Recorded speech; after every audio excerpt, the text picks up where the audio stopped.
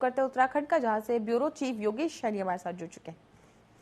जी योगेश जी, आज ऐसी कौन सी खबरें जो पूरे दिन सुर्खियों में छाने वाली है? बात करें चार धाम यात्रा की, तो चार धाम यात्रा अपने चरम पर है। अव्यवस्थाएं भी दिख रही हैं, प्रशासन लगातार व्यवस्थाओं को सही करने में लगा हुआ है। बार बार अपील की जा रही कि जिसका पंजीकरण हुआ है वो उसी डेट पर आए ताकि भीड़ कम हो सके। बात करेंगे मौसम की, तो उत्तराखंड का मौसम भी गर्म हो गया है। कई सारी खबरें ऐसी आई हैं कि गर्मी पारक का पारा दिन ब दिन बढ़ते जा रहा है। इसको लेकर क्या कुछ पूरी जानकारी है?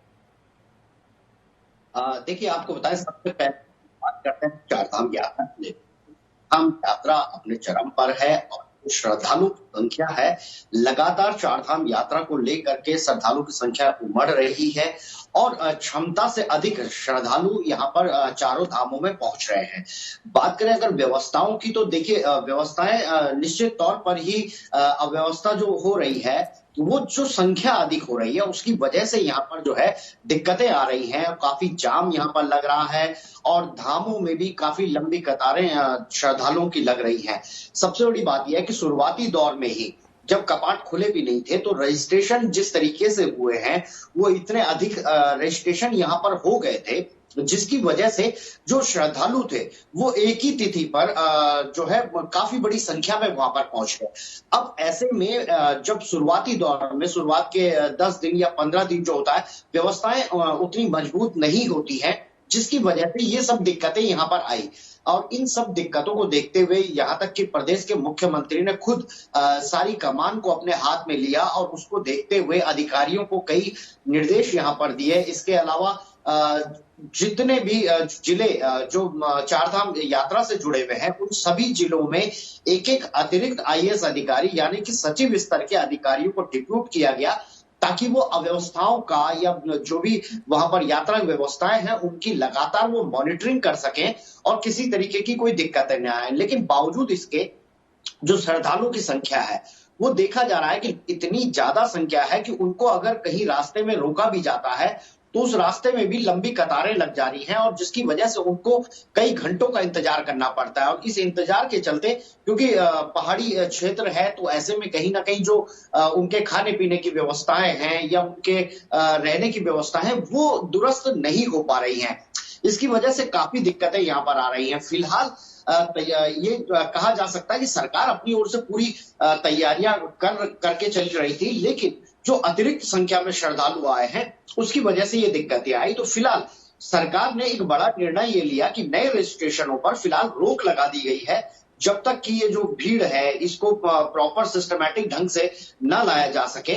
और जो भी रजिस्ट्रेशन अब होंगे, उन रजिस्ट्रेशनों में उनके जो निर्धारित तिथियों पर जो निर्धारित स्थान होंगे, उसी जगह तक वो पहुंच सकेंगे, ना कि तिथि से पूर्व ही वो अपने गंतव्य तक पहुंचेंगे। तो इसके लिए सरकार ने फिलहाल नई तरीके से रणनीति तय की है, जिससे कि अव्यवस्था ना हो। साथ ही धामों की अगर बात करें, तो धामों में अब टोकन सिस्टम के माध्यम से दर्शन कराने को लेकर के जो है व्यवस्थाएं बनाई जा रही हैं, ताकि जिसका टोकन आए वही केवल जो है मंदिर परिसर तक पहुंच सके। उसके अलावा मंदिर परिसर में भीड़ भाड़ ना हो, अनावश्यक रूप से लोग वहां ना खड़े हों या अनावश्यक रूप से रील्स या फोटोग्राफी या वीडियोग्राफी वो ना कर सके। इसको लेकर के भी कई सख्त कानून यहाँ पर बना दिए गए हैं, क्योंकि जो भी मंदिर परिसर से 50 मीटर की दूरी पर, 100 मीटर की दूरी पर यदि सिर्फ ब्लॉगिंग करने के लिए वहां पर पहुंचेगा, तो उस पर कड़ी कार्रवाई की जाएगी। उसके खिलाफ दंडनीय अपराध के तहत मुकदमा पंजीकृत किया जाएगा।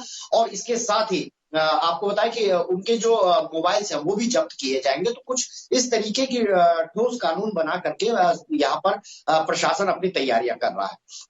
इसके अलावा अगर बताएं कि मुख्यमंत्री पुष्कर सिंह धामी का आज जो कार्यक्रम लगे हुए हैं, वो अल्मोड़ा जिले में आज वो पहले अपने जो है वहां पर जाएंगे और जन समस्याओं को सुनेंगे। इसके अलावा जो महत्वपूर्ण समस्या जो अल्मोड़ा क्षेत्र में आ रही है, वो आ रही है वनाग्नि की।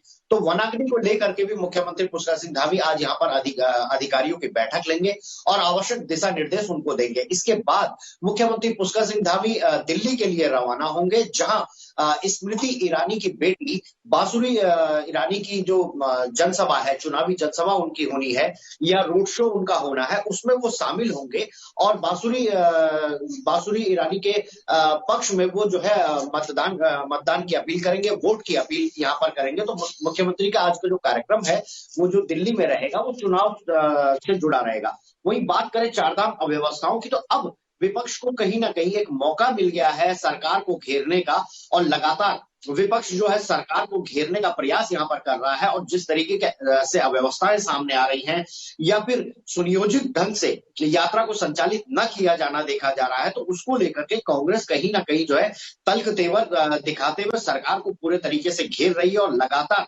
जुबानी जंग यहाँ पर शुरू कर दी है। और इसको लेकर के भले ही भाजपा कितनी भी सफाइयां देती फिरे, लेकिन ये बात सही है कि चाहे सूबे के मुख्यमंत्री हों, या चाहे वो पर्यटन मंत्री हों, या उसके अलावा वन मंत्री हों, तो इनके चुनावी रैलियों में होने की वजह से वो अन्य प्रदेशों में चुनाव ड्यूटी पर गए हैं, लेकिन अपने ही प्रदेश के जो हाल हैं वो इस कदर देखे जा रहे हैं। वन अग्नि की बात करें तो वन मंत्री गायब नजर आए, और काफी समय बाद वन मंत्री का एक बयान आता है जिसमें वो कहता है कि अधिकारियों से लगातार समीक्षा की जा रही है, लेकिन हकीकत यह है उत्तराखंड के जंगल पूरे तरीके से जल गए, और वन मंत्री उसके बाद चुनावी सभा से आते हैं। पर्यटन मंत्री की बात करें तो वो भी कपाट खुलने के एक हफ्ते बाद वहां पर आते हैं, और पर्यटन मंत्री को पूरी व्यवस्थाओं का पता ही नहीं होता है कि आखिर उत्तराखंड में हालात किस कदर बिगड़ते जा रहे हैं। श्रद्धालु अपनी आस्था के साथ आते हैं, लेकिन उनकी आस्था कहीं ना कहीं धराशायी हो जाती है जब वो अव्यवस्थाओं को देखते हैं। जी तमाम जानकारियों के लिए आपका बहुत बहुत धन्यवाद।